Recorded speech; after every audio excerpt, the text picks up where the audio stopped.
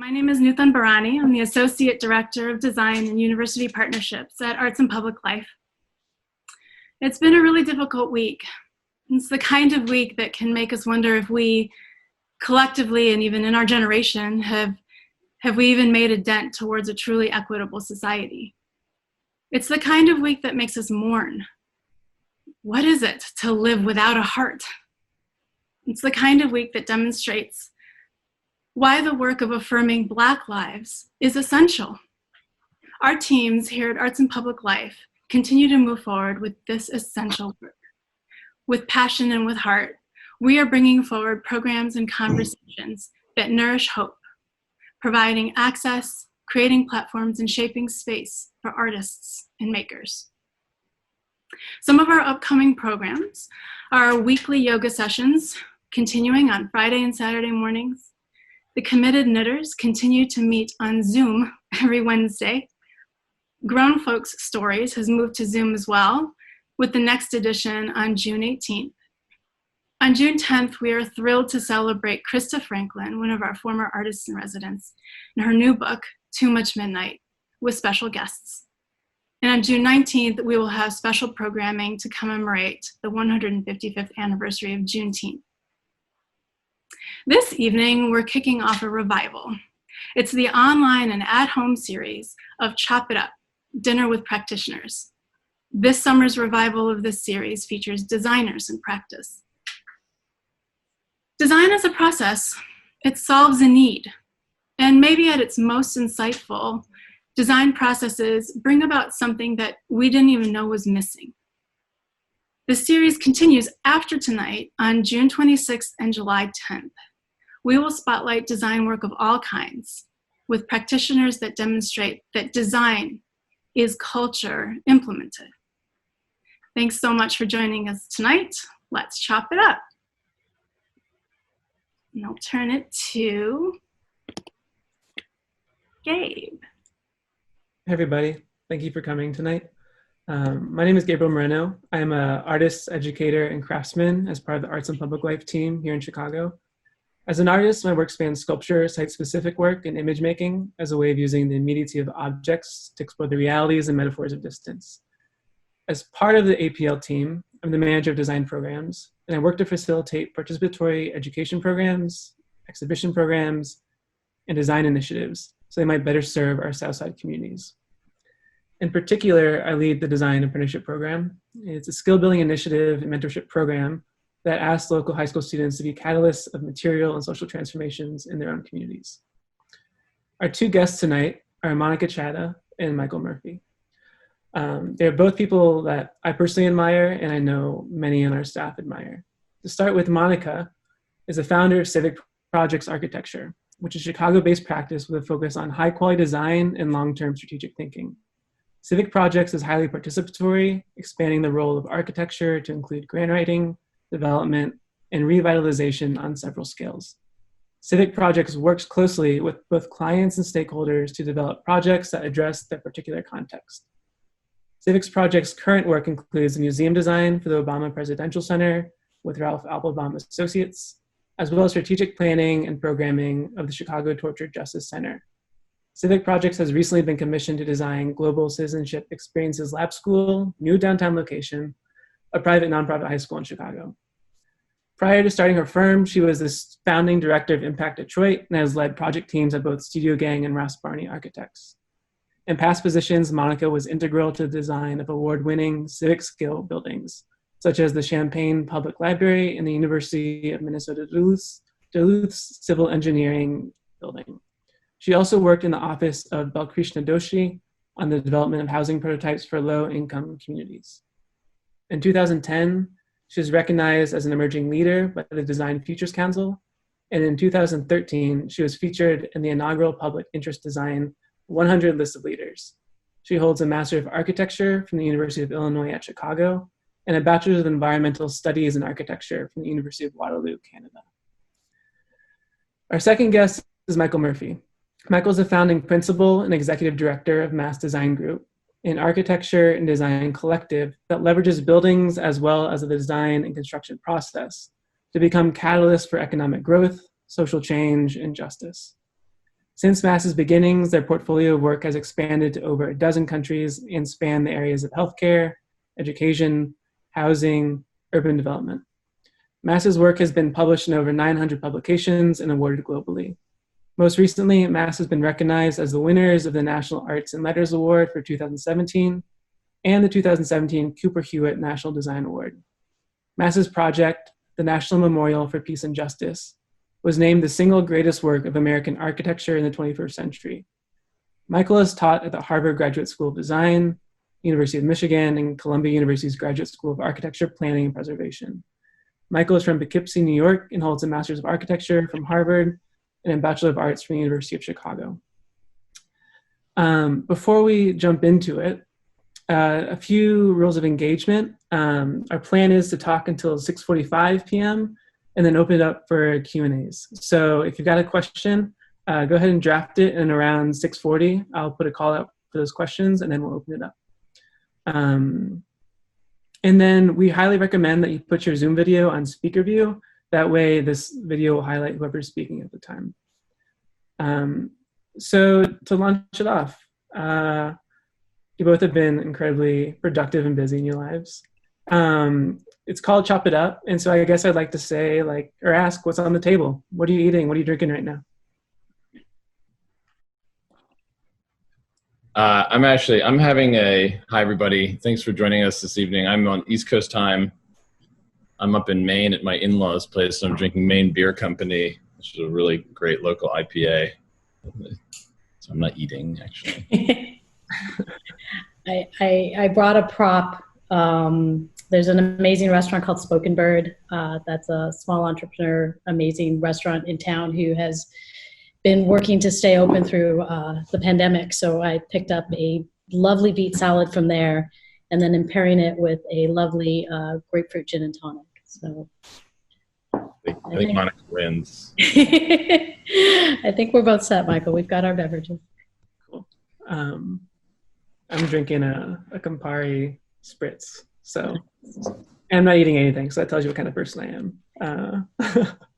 But this conversation, I feel like, is joining or entering a conversation that you guys have been having for a long time now. You guys have known each other for about 10 years, and one of the things that we were talking about as we started, talking about what is it that we want to cover today, was thinking about the design process as an entire process, and that sometimes we might see the architecture as buildings, but architecture is something more expansive. And I'd like to just ask, what do you guys think about design process as an entire process, and how in your work do you approach that in a particular way? Do you want to? You want to jump off? Sure. I mean, thanks for that, Gabe. We have known each other for a long time. We've been in these small but growing circles of architects and social justice and social change, and there's a long history of both not only theory and thought, but practice, attempting to ask that fundamental question of how are we accountable as practitioners and designers to a broader social agenda, but also a question of when are we not participating in questions of social justice and social change, and how is that even possible as an architect? Is it possible to separate design from its political and social impacts? And that kind of theoretical experiment that it might be possible to sort of racinate these two things, I think, is a question that has really challenged the profession for decades. And certainly, I think many of us who joined the profession in the last decade or so, I don't see it possible to separate the political and social impacts of architecture from the practice of it. And one of the architects that really helped me understand that larger tradition of theory and history is Giancarlo De Carlo. And De Carlo was an Italian architect who was in the post-war period working famously with the Team 10 group, but in the 70s really was resistant to this idea that we could separate architecture from its theoretical and impacts on and social impacts in practice from the kind of the idea of architecture. And he wrote about what he called the whole architectural process. There's a quote I wrote down, I brought it to this dinner tonight. He said, contemporary architecture, this is written in 78, contemporary architecture tends to produce objects while its real role should be that of generating processes. The distortion has very serious consequences for it confines architecture to what he calls a very narrow strip of a whole spectrum. So in segregating it, it leaves it open to risks of dependency and megalomania and leads to social and political indifference. In other words, treating architecture simply as sculpture or form leaves the profession and also the work that we do open to political and social indifference and megalomania, something that I think really describes where architecture went 20 years later. So reclaiming the whole process is also about being accountable to architecture as a living system and a living process, something that must be accountable to its place and to its context. So I think there's a long tradition of that, but it's certainly something that generates and challenges us every day in our practice.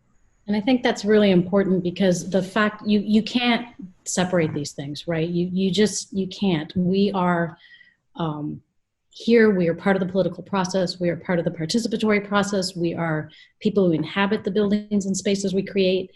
We are active members of what we engage in. And we were talking a little bit earlier about some of our influences. And when we speak about people like Sam Mockbee and Henry Sanoff and Balkrishna Doshi, who have all been doing this work for many, many, many years than either of us have been practicing, I think it's really important to sort of recognize that there's a history and legacy to architecture that doesn't separate, right? Architecture that does not disengage. And we can sort of get into that a little more, but I think the fact that both of us have practices that are really centered around the inclusion and sort of meshing of all of these things and aren't divided is really important. Monica, can I ask a question? I was interested in that history that you bring. Can you tell me a little bit about, because you left your studies and went and worked with Doshi years ago. I'd like to hear more about why that was, but also like what was that process of it and that journey like that informs your practice today? Well, it's been interesting. So when I was an undergrad, I was in a work study program. And the challenge being in the States, growing up in Canada, is that there wasn't exposure to all of the diversity of design that I think exists now and that we're sort of talking about. But so I got it in my head that I had to find people who did this work. I had been introduced to the idea of what's called participatory design now. At the time, it was more just, it wasn't, the terminology was different, but this idea was that I want to, how do we work and engage in architecture that actually cares about people and is intrinsic in working with people? And Balkrishna Doshi, for those who don't know, is the Pritzker laureate from 2018, but he's been doing this. He worked under Le Corbusier, and he's been doing this since the partition in India. So he's been working with communities and with groups and organizations where, like, he's done stuff like incremental housing, right? Like, he's done stuff where it's like, hey, I have a house, I have a place I live, how do I build it bigger over time as my family grows? Or how do I gain rental income so that I can pay to grow my home? Or how do I live in a community that's in proximity to where I work so that I can rent an apartment near where I work away from my family, but then I can return to my family on weekends. Like, these were all, these don't, to me, they don't sound radically different now, but when I was doing a very traditional architecture degree in undergrad, I wasn't exposed to that. We weren't having those conversations. We weren't talking about architecture's inclusionary process. And when you're in Ahmedabad, in India, in an incredibly warm climate and an incredibly dynamic group, it just changes the context, it changes the conversation, and it forces you to think differently. And I would say that has fundamentally impacted who and what Civic Projects is today. And I think, Michael, you have a similar but different story in terms of your influences. You know, one of my influences I was thinking about for this conversation is to bring it back to Chicago. And I did get my undergraduate degree at Chicago, living in Hyde Park, and I learned then about Michael Sorkin, who himself incredible activist architect who also graduated from Chicago in the 60s, went on to, build both a practice as well as a theoretical body of work and writing around why architecture and the spatial, we might call the spatial disciplines, are always inherently political. And he was activated by being in Chicago in '68, and I was inspired by him being there and wondering too, where are the practitioners who are arguing for the impacts of the built environment on our lives. And when I found him, was really inspired by him, and he ended up becoming a real friend and mentor of mine. And some of you may know we lost him about a month ago to the COVID-19 epidemic, and it really hits home about how not only tragic, but that he's the kind of voice of experience and practice that we need now to understand the world that we're emerging into, and what will emerge after some of the dust settles a year from now, or even beyond, what kind of world we want to build. So I think there's a lot of loss and trauma that we're dealing with. I think, thank you, Nuthan, for mentioning that this week.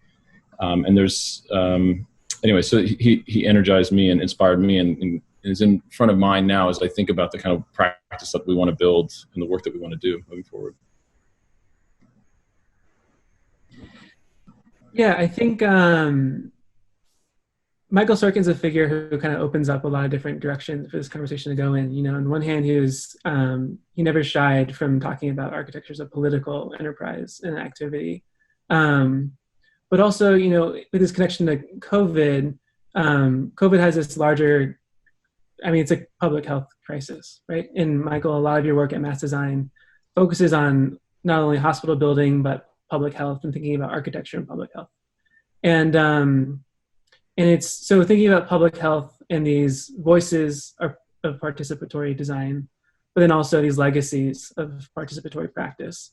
I'm really curious on how you think about architecture's role just as a material tool of public health, but then also some of the intangibles around public health that you think are really important for architecture to render more visible or render more tangible in our conversations around them.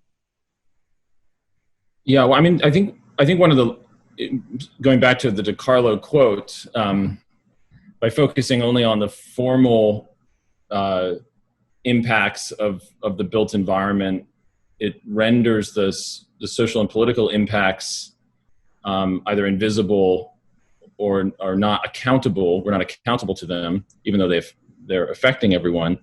That kind of delusion of the way we talk about the built environment, that we can only talk about it as form and not as how it impacts our lives, has kind of corroded our own public narrative around what the building does, and also changed, or I would say affected the marketplace for what is demanded of architects.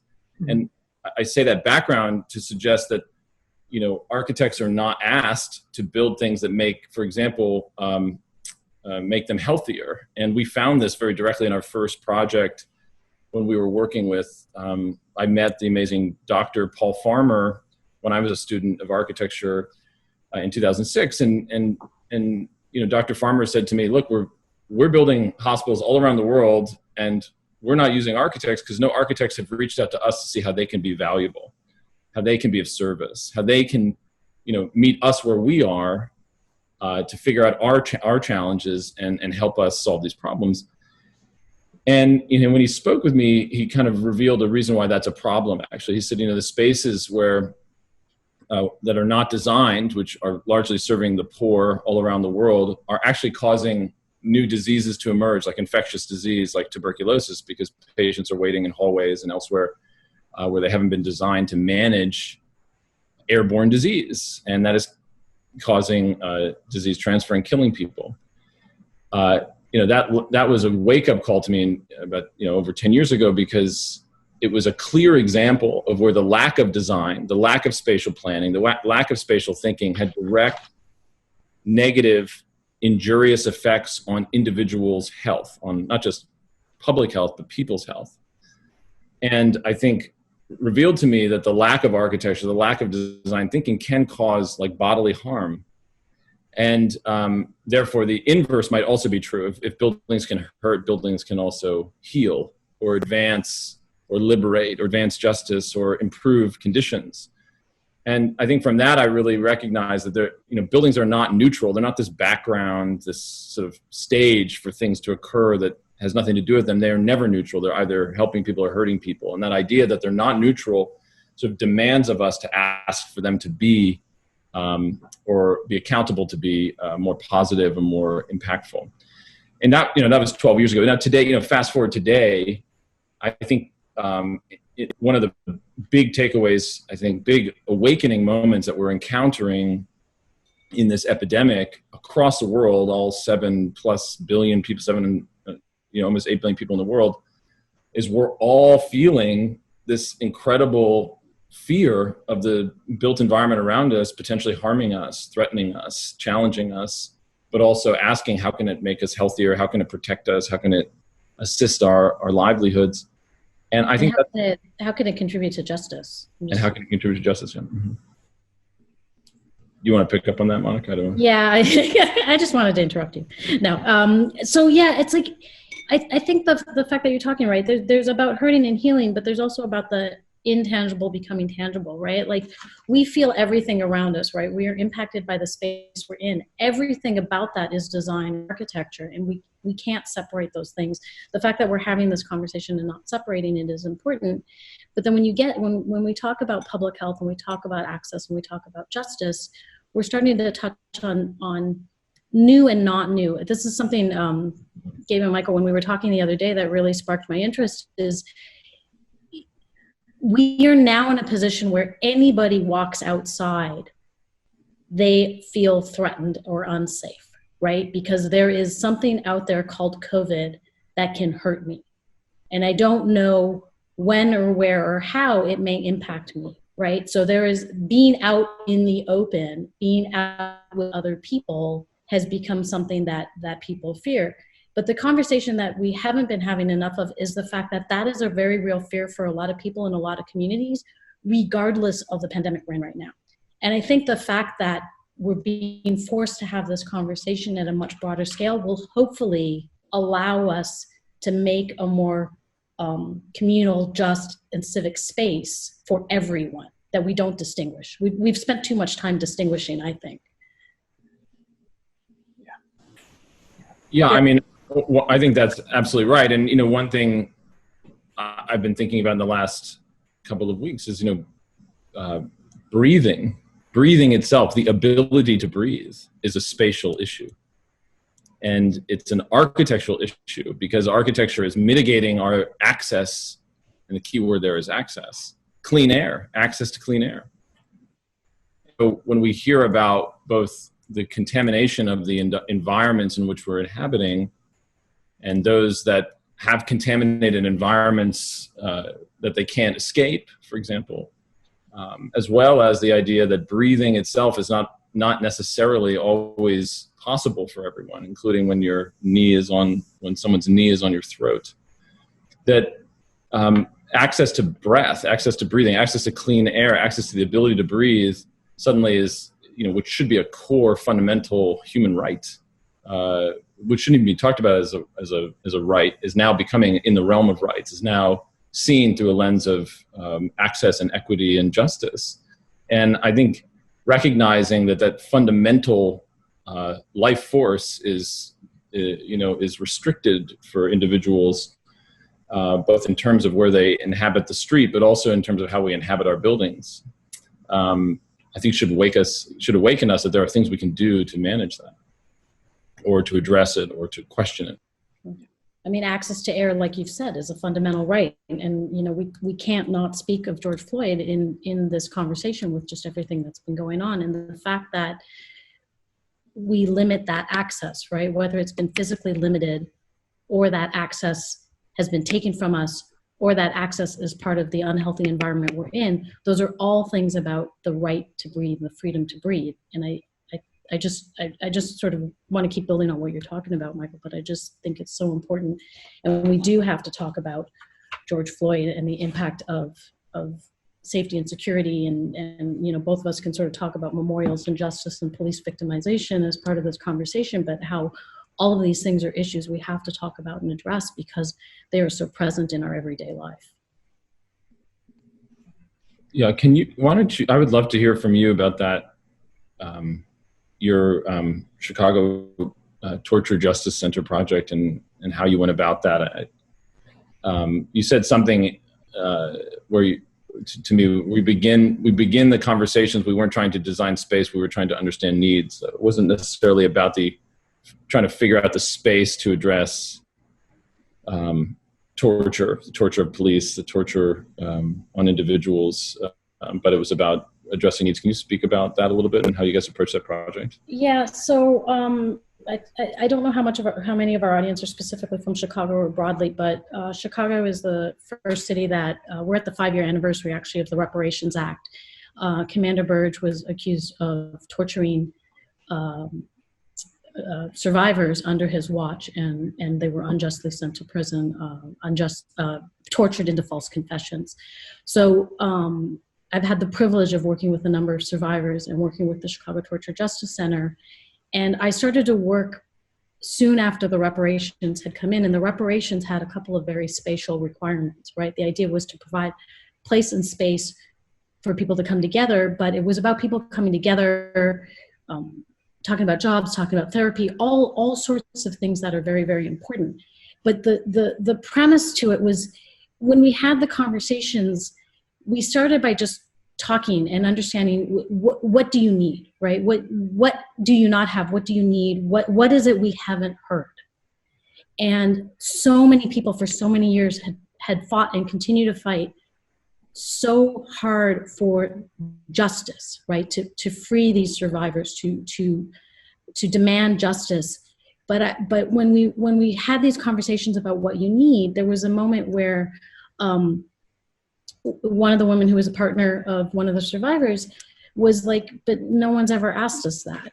We were so busy, and everything everyone has done and continues to do is so incredibly important. But we've been focused on the issue and the justice of the issue. And I think sometimes we forget that, like, my interaction with you and my back and forth and my just personal needs as a person are impacted when there is this injustice in the world, when there are things like torture occurring, or when there are things like gun violence. That's my way of prompting you, Michael. Yeah, I mean, maybe, I don't know if I'm answering a question, but I mean, I can speak a little bit about the memorial to victims of gun violence that we had in Chicago last year at the Chicago Architecture Biennial. And, you know, this project similarly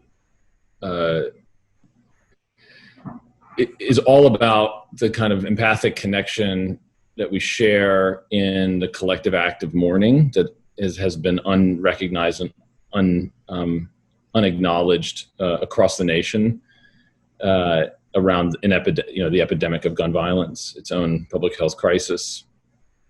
And I was introduced to this idea by the amazing Chicago-based organization Purpose Over Pain, who's led by Pam Bosley and Annette Nonsholt, who are two amazing, inspirational women, and whose sons were both taken by gun violence on the streets of Chicago.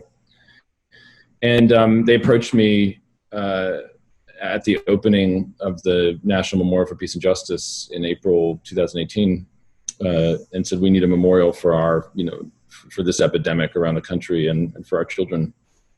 And, I think similarly, the design was really the design of participation. How do we engage as many people to contribute and participate as possible? And in fact, how do we create a design that is unfinished and incomplete unless people participate in it? In essence, holding the, if you want to even call it architecture, holding the design of the spaces itself to the highest expectation that they are incomplete living things until they are filled with the participation of those that are suffering and survivors of this epidemic.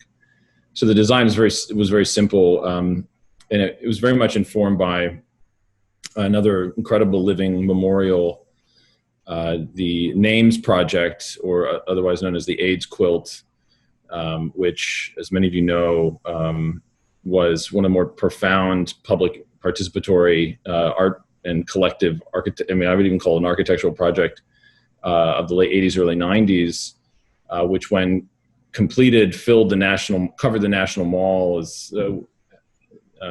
has been added to since then, and many attribute as really changing the dialogue around HIV and AIDS treatment and the dignity of individuals, especially the LGBT community, who suffered so intensely from the epidemic. And what was amazing about that project is all you need to do to participate was to fill one of these rectangular panels with any information of your loved one, your friend, your parent, your child, and then those stitched together create this collective quilt, both individual and collective. And so we were informed by that, and I think really inspired by that. And our memorial, if you haven't seen it, is we just ask survivors, family members, to contribute an object. You often see objects on the street where people have been killed, left in commemoration or memorialization, and contributing an object from their life. And then we would take that object, that singular curated object, encase it in a glass brick, and then 700 glass bricks would make a glass house. And 700 people, as you may know, are killed a week by guns in America.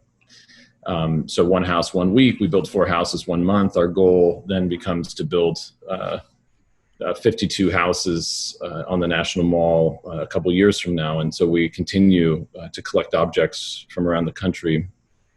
And our aspiration, like the AIDS Quilt, is to cover the National Mall and tell 36,000 individual stories about this epidemic that we've been ignoring being a part of, not having the agency or the collective commitment to end in our country. And I hope that there is a way through art and through shared sense of mourning and shared sense of loss and the individual dignity of that loss, that we can mobilize the metal and the agency to collectively demand the end to the epidemic. I think we can, and I think I just want to add into that or layer into that is listening, right? It's like the way we can act, the way we can be called to action is by being specific and by listening, by hearing the experiences, by hearing what's happened. I think similar to what you're describing with the Gun Violence Memorial Project is the Chicago Torture Justice Center is also seeking to build a memorial, and as part of the competition, we developed something we called Lost Time. And the reason I'm bringing it up is that what we sought to do, so you can sort of think about, you have sort of these spontaneous memorials on the street, right? Somebody is victimized, somebody is hurt, somebody dies, there's a car accident. All of these things lead us to memorials to remind us and to remember the victim in that particular case.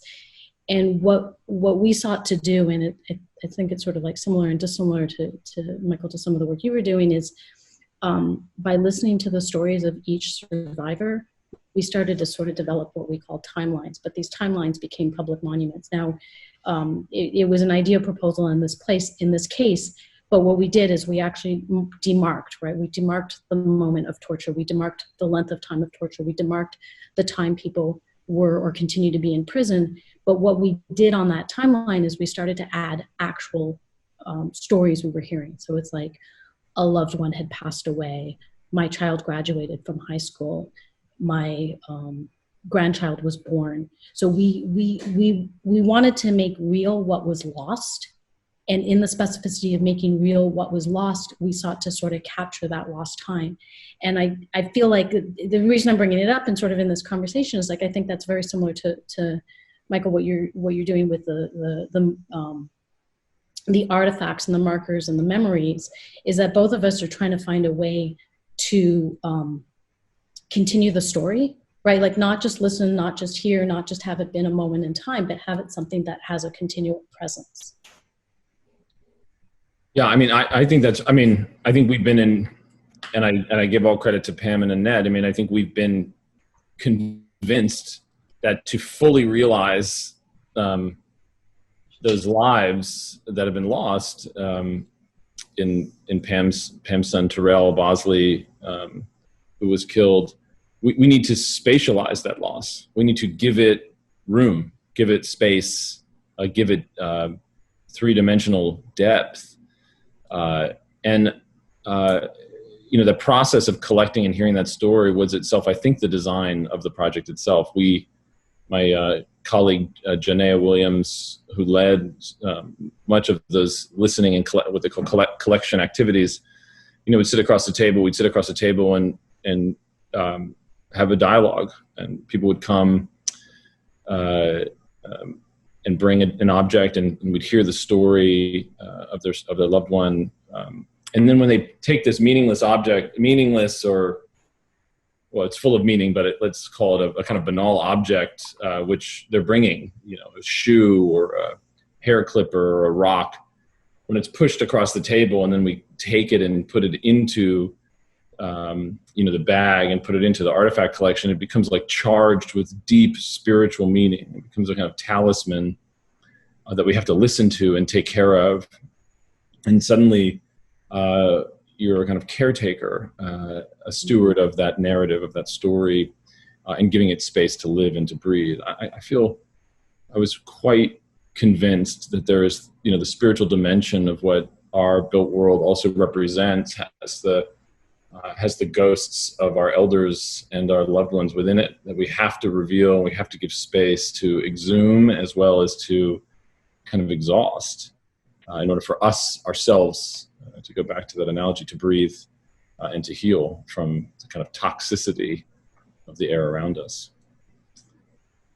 Which is all spatial. I mean, everything you're describing, everything you're talking about, the listening, the collecting, the momentumizing, the realization of lost time for people that have been incarcerated unjustly, all of these things everything we're talking about is very spatial. So I'm just pulling all the way back to where sort of earlier in the conversation when you were talking about a time when these things were more separate, right? Architecture as a spatial experience isn't always. We have many amazing mentors who have thought of the space, the experience of space, the experience of the individual, the listening to the individual, all as one and the same, right? It's all part of one physical experience.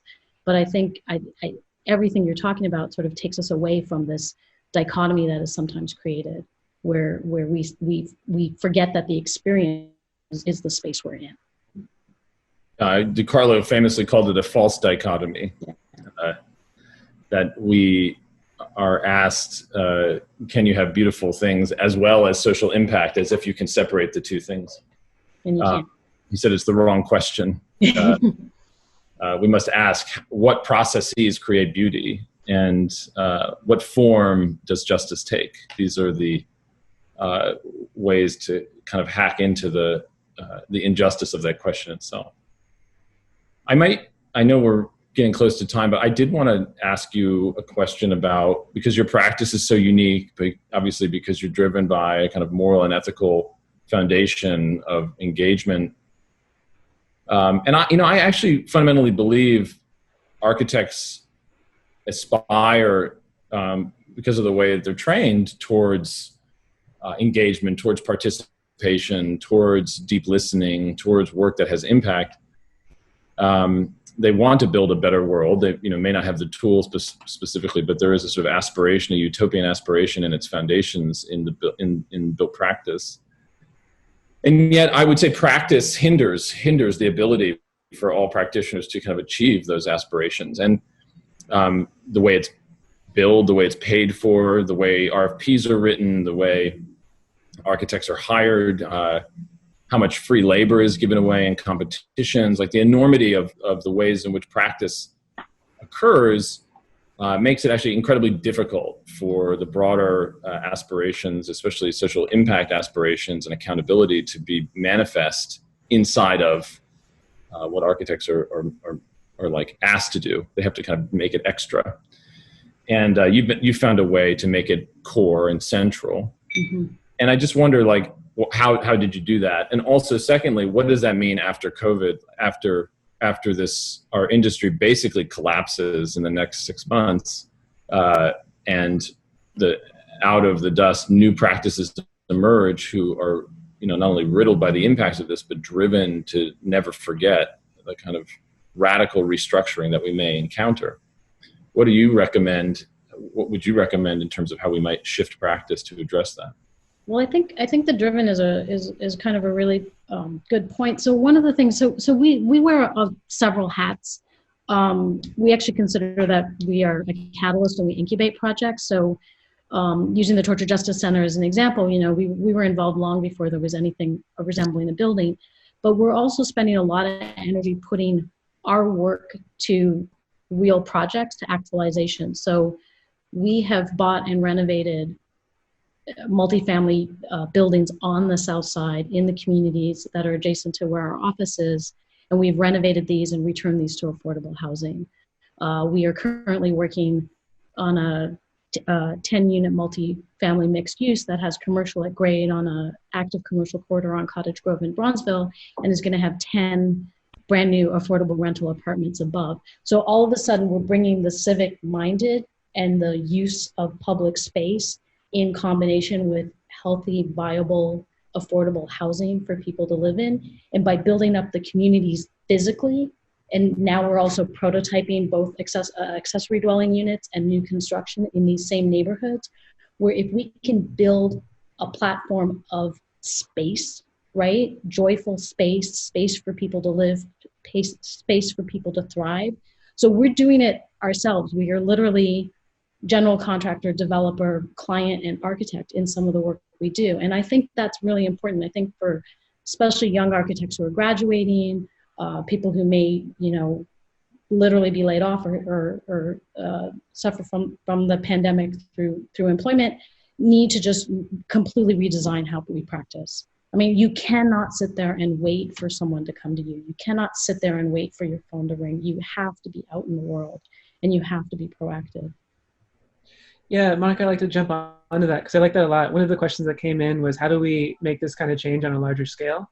And so I think maybe to connect that question a little bit to what you just said, like, are there participatory forms that you have seen or have in mind that can help that exact practice you just said connect to a larger scale? Whether it's, are there architects in other cities, architects with city officials in their own city? Like, how do you scale that? There is, so I think I see the question came from Tracy. So I think that's a great question, Tracy. And depending, like in Chicago, we have City Open Workshop. We have a lot of organizations that are working in this case, they've actually looked at addressing issues around the pandemic now, as opposed to just public engagement, social engagement, and issue, like they've shifted gears to deal with our current issues. There's structures for inclusion, there's design futures, there's a lot of national organizations. Maybe we can post some on the website or something that are forums where people come together to both demonstrate, participate in, and learn about these projects and actions. So some are geared towards recent grads and young architects, and others are kind of geared to seasoned practitioners, but it's about the sharing. And they're not, didn't even say that to mean that they're in separate audiences. I think all of these conversations are happening at the same time, but there's these forums where you have an opportunity to Michael will be there and be able to talk about some of the work that he's doing. And then there may be 3 emerging architects about to get licensed that discover each other and go forth and find those new projects and define those new projects and create them. So we can share some more resources. Yeah, I might answer that in that I go back to like if we extract it as just a moral problem, whether one wants to listen or not, as I think we often frame the problem at the inadequacy of the practitioner. But like if we remove that lens and just think about it as an economics problem, participation is challenging. It's time consuming, and it takes an enormous amount of time. It requires connections. It requires deep engagement. And then it requires, a kind of exhausting amount of, as Monica said, listening, processing, communicating, articulating, and then repurposing, and then sharing again. And all of that is essential work. However, if you put a an hour, $1 per hour on that, it becomes impossibly expensive to bake into, let's say, an architectural process which has a very limited budget and very, very small margins.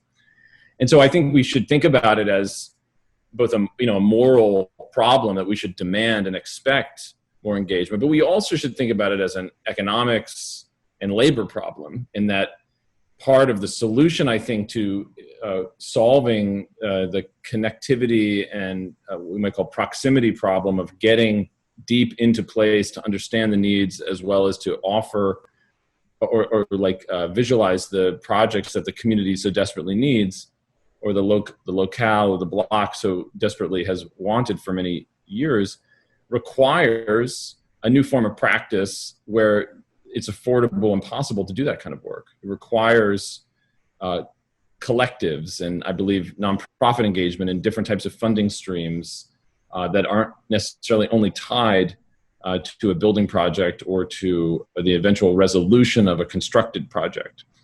Well, and then it also builds on, it builds on the other components of that, right? It's about mentorship. It's about access to, like these processes allow us to bring a bigger audience and a bigger conversation. So I can explore architecture, design, and space with the communities in which I'm working, and not exclusively becoming as an outsider or an architect with a capital A coming into a project.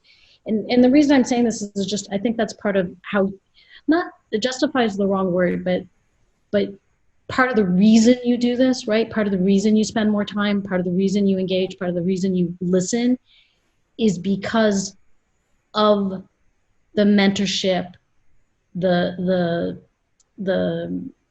opportunities, the change, like, I'm not saying it well, but like I can, if I better understand the profession and spend the time sharing what I know about the profession with others, we can invent new practices, right? We can change and modify and build on what practice is by having more conversations and exposing more people and talking about things like affordable housing, talking about healthy neighborhoods, talking about public health as a spatial issue. We grow our audience, right? We don't restrict ourselves at that point. We just keep building. Yeah, so I mean, I agree with that, and I think one thing for students that are graduating now, or practitioners who are facing kind of existential crisis, or architects who really are fed up with the way we've been practicing before, is to ask, like, how might we change the way we operationalize the work? And I'll give an example. I think a lot of the universities to some degree are sponsoring practice, experimental practice, access to practice by providing salaries to people who teach, and then allowing them to work in communities without compensation, for example. So that's one way that, to some degree, engagement is sponsored, or is the cost of it are shared. But there are other ways that we might find access to the labor necessary to engage deeply and to demand deep engagement. Creating nonprofit practices, I think, are one way. I think demanding of philanthropy to invest in community design centers. I think setting up what we might call proximity or community design centers to realize the projects that places need in preparation for, let's say, federal investment in infrastructure that might emerge after this pandemic, or access, as you do, Monica, to applying for grants and other types of resources that might not be available without those connections and without those applications and the labor required to write those applications. So I think these connections are required in order to get access to the necessary capital to build and invest in the infrastructures that can heal. And I think architects can participate and create that linkage, but we need to compensate or support or sponsor that labor in order to do so. And I think that's actually a good point, because the sort of compensate and pay and support, there's a couple of ways. So to your point, right, there's demanding of or engaging with foundations and opportunities, but there's also ways to build hybrid practices, right? So we don't have to only rely on the monetary generosity of others. We can actually build systems within our practice, right? If we're building housing and create rental units, that rental income can maybe subsidize some of the other work that we do. So cross practices in a lot of different forms are all part of that conversation. Yeah, I mean. Yeah, I agree with that. Yeah. I'm going to pause because I think I see a couple other questions are coming in. Yeah, we have one from Lauren McPhillips that came in. Going back to memorials, being seen and heard and the spatialization of both of those aspects in these memorials is part of what makes them so impactful. How do you foster, herald that voice/presence and apply it to vernacular architecture, expanding beyond the memorial? I think you have to apply it everywhere. Like, I think if we're talking about the impactful meaning of someone's experience or of listening or of a need, then that needs to be reflected in the physical space that's created. So, our specific examples are around memorials, but the other thing about memorials is it's not just to remember who we've lost, it's for the people who are living. And if we take that and just build on that, right? If space that's designed by listening is for people who experience that space, then I think that is expanding beyond the memorial. I think we actually have to take what we've been talking about and apply it across the work that we do. Yeah, I mean, I'm kind of critical of memorials and bullish on memorials. I think there's some memorials which just name the past and create some space for recognition, and that's important. And I'm not going to dismiss that as an essential piece of beginning the process of vesting in the dignity of individual life, which is at the core of the memorialization process. But I'm also frustrated that some memorials that you go to don't demand of you enough. They don't give you the tools and ask of you to participate when you leave.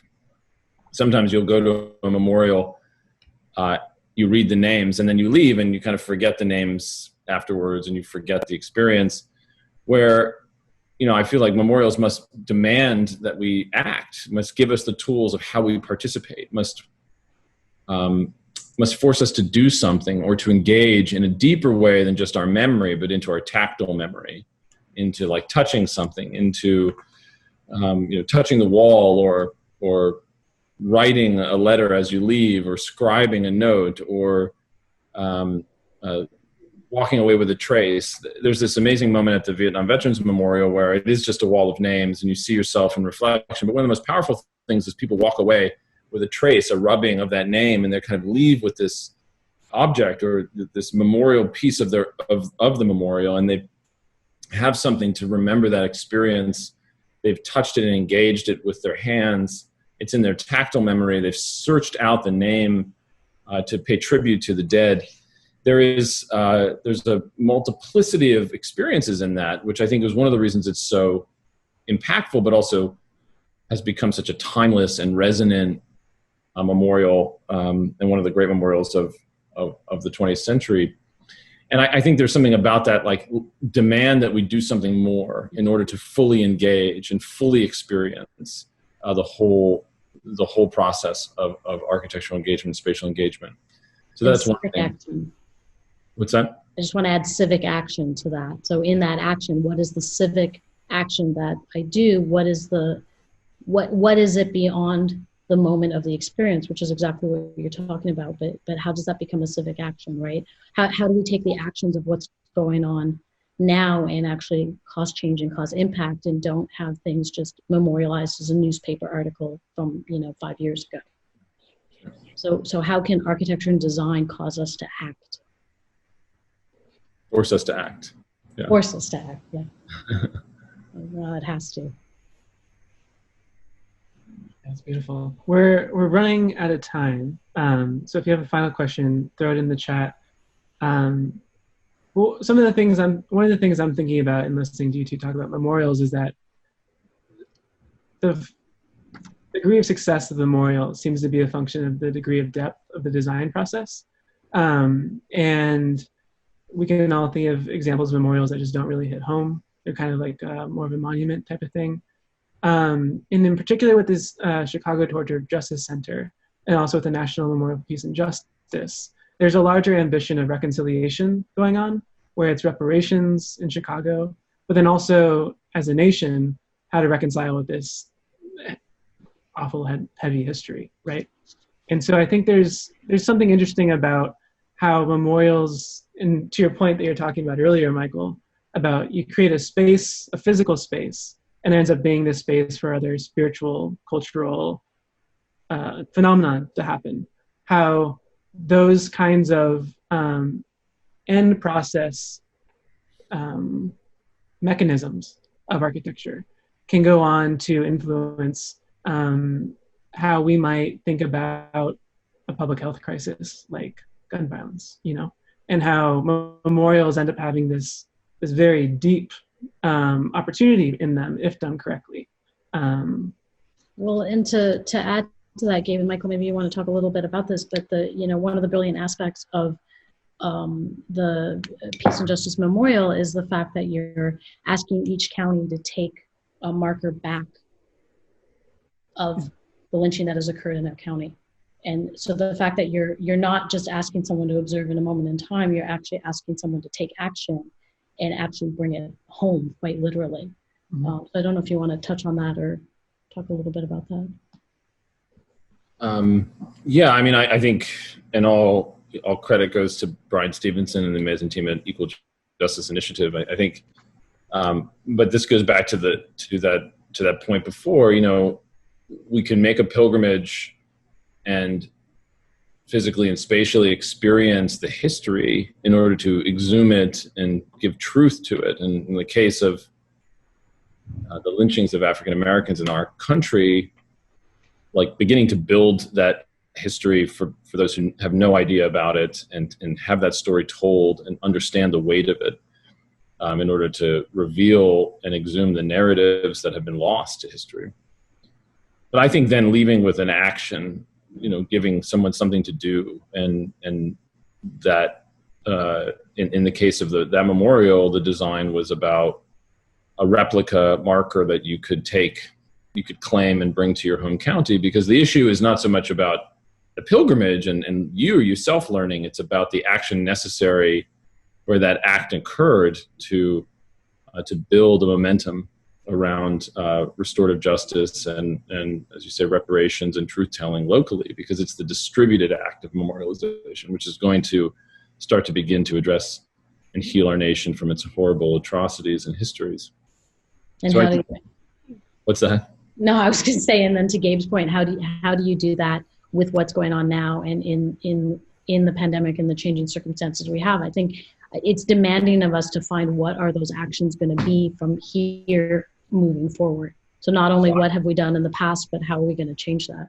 I mean, I've been overwhelmed with how little space has been provided to the individual lives and the dignity of the individuals who've been lost to our pandemic. Just rattling off the numbers, 100,000, 100,000 people, 100,000 lives in our country are dead, 100,000 stories and histories, and we're not talking about those lives and what their loss means and what it means that they were killed in nursing homes and in prisons and on the street and not brought to the hospitals, and which hospitals weren't prepared to manage the surges. I mean, the incredible injustices that are latent within this epidemic that it reveals. I think we'll be seeking for that, repairing this indignity for years beyond. And memorials will be a part of the necessity to build that kind of broader narrative of what has been lost, what histories have been lost, what knowledge has been lost. But also, I think what we are losing every day, and our inability to address this must also be kind of memorialized in order for us to find again the kind of courage to recover.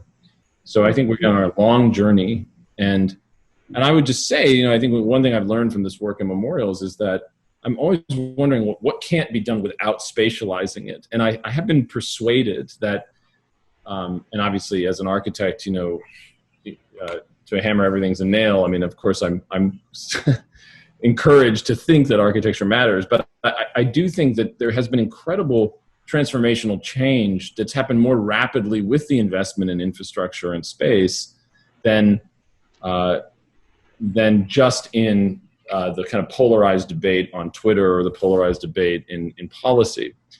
Again, all credit to Brian Stevenson Equal Justice Initiative, but the national federal anti-lynching bill was finally passed after a century of attempts. It was finally passed, a year plus after they built this memorial and this center. I mean, that's policy change influenced by investment in infrastructure that I think we should recognize, and therefore ask if that's true, like what infrastructures are we not investing in? Have we failed to invest in? Must we invest in order to advance policy, in order to advance culture change, and in order to advance social change? And I think, I know, Gabe, you're probably kind of guessing, but I want to add, I see Lee Bay, hi, Lee, added a question about the fact that we're recording and memorializing through newspapers, through sort of documenting people's names, through things like what the New York Times did last weekend. Yes. But then, how do we harken back? And Michael, I know you're very familiar, but like, how do we harken back to things like the tradition of leaving a stone on a grave, the Jewish, or how do we how manifest, right? How do we make real the understanding of these numbers, right? They're completely intangible and inhuman to understand. But if we spatialize them, if we can understand what they are, if we can understand the sheer quantity and magnitude, that might actually change how we talk about it and then how we make space. Yeah, that's a good point. It's something that we've thought a bit about because I feel the same way that you do, Monica, which is one of the problems of memorialization is that the numbers just sort of become, we call it the kind of infinite problem. It's suddenly like 500 or 1,000 is the same as 100,000. It's hard to wrap your head around, just adding a zero on the written page or on the the computer screen. But if you go and experience 1,000 stones, that difference.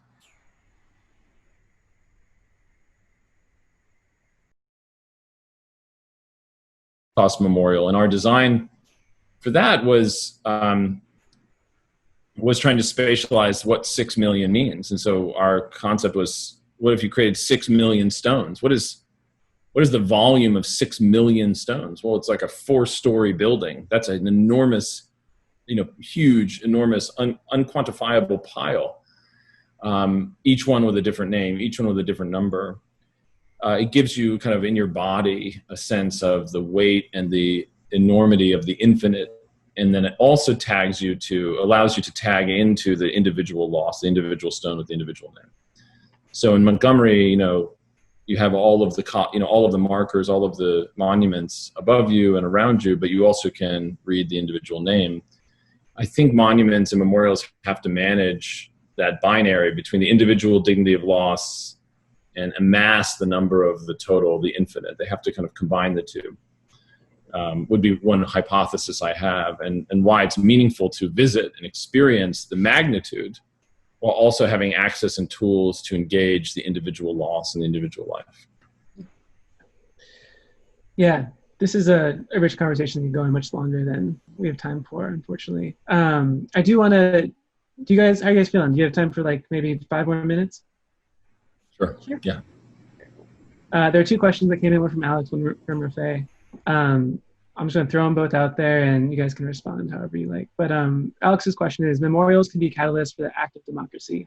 What other parts of the urban fabric can become spaces of resistance and civic activity, and how can they be designed in an equitable way? And then the second question is, with these changes that we are to face in the upcoming times, how important is it to redesign the economics behind architecture, sorry, and how can one do so? So 2 distinct questions, but.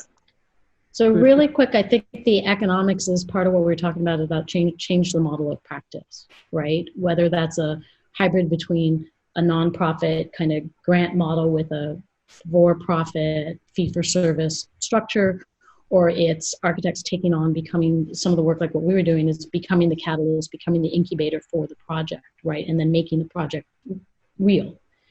So those are some models I think are less traditional. And somehow I'm going to jump from that to memorials as a catalyst. But I think that's all of our spaces, right? We need to be looking at how to create equitable spaces. We need to be looking at how to create space where I walk outside my door and I am not in fear, right? We have to look at, and that's going to become very like literally spatial with the fact that we have social distancing occurring, but it also has to go through our policy, our plans, our methodology, our way we engage with each other, right? It changes nothing if I get 2 tables 6 feet apart in a restaurant, but then, 6 miles away, I can't walk out my front door, right? We now have to change the conversation where it's about equity across issues, and we don't only focus on the fact that we are in the age of COVID or we're dealing with a pandemic, right? A lot of the issues that are coming forward are ones we are there, but maybe have been a little more silent. And I think as architects, as designers, as community, we all need to elevate that, and we need to figure out how to create a more just environment. Thank you. I think those are good. I can answer both, but I'll answer Rafay's question, which, I do think your question about how important is it to redesign the economics behind architecture is a foundational question. It's a foundational structural prompt and a structural problem. For those who don't know, architects are basically, first of all, we're nonprofits, and we tell other architects that we're a nonprofit, and they say, hey, so are we, which of course is a joke, that they don't make any money and the margins are very small. But the point is that they're also paid, basically they do all speculative work, and then they're paid as a percentage of cost of construction if it ever gets built. So all of that upfront work, all the community work, all the immersion, all the design iteration, all of that, the work that is actually, I would say, the most meaningful work, the work that is essential to public engagement, essential to accountability, essential to positioning the architectural project not only in a solution-oriented or finding core problems to address, but also in being accountable to them and measuring that accountability. None of that is really paid for, essentially. All that's paid for really is the kind of technical service of drawing legal documents that you are then responsible to and legally you must legally adhere to, and also can be sued if things go wrong. So that is really what you're compensated for. So I think we have to change the model where the work that's so core and essential, the public work, and that is a public service of architecture, has compensation and has expectation. And so, our argument is that a hybrid model where there's fee and philanthropy, I've come to think is actually more appropriate to what architects do, because architects are always required to keep the public in mind. Their fiduciary responsibility to the public is ever present, and we're not really compensated for that. So in our model, we're trying to create a model where we can practice both for fee as well as for actually everything is fee and and public accountability. So there's a kind of hybridization there. But I think there must be other models, and I think it's our prompt for young practitioners to create and foster new models that challenge a kind of neoliberal, market-based infrastructure development method. That should change and must change after this COVID-19 pandemic, where every community in America is going to be desperate for new infrastructures in order to address the kind of ruins that they're facing, and they can't pay for them themselves, and the market won't pay for them. So we're going to have to get other kinds of dollars to pay for those infrastructures. And I think within that, a new methodology of practice could emerge. That's my optimistic, hopeful sign of what could come out of this after the carnage. I like ending on an optimistic note. Well, thank you to you both. Thank you very much, Monica and Michael. We're gonna wrap it up for tonight, but thank you to everybody who joined us for our first Chop It Up on the digital world. I invite you to our next one on June 26th. We'll be talking with Norman Teague and Peter Gaona. And then in July, we'll be talking with Amanda Williams and Olaleken Jayefis. So stay tuned, watch the Instagram, watch our newsletter. We'll be pushing that out. And hopefully this is the first thing of many good things to come for Monica and Michael. Thank you, Gabriel. Thank you. Thank you so much. Thanks, Monica. Thanks, everybody, for joining. Happy weekend, and appreciate your time. Appreciate being with us. Thank you. Stay safe. Stay safe.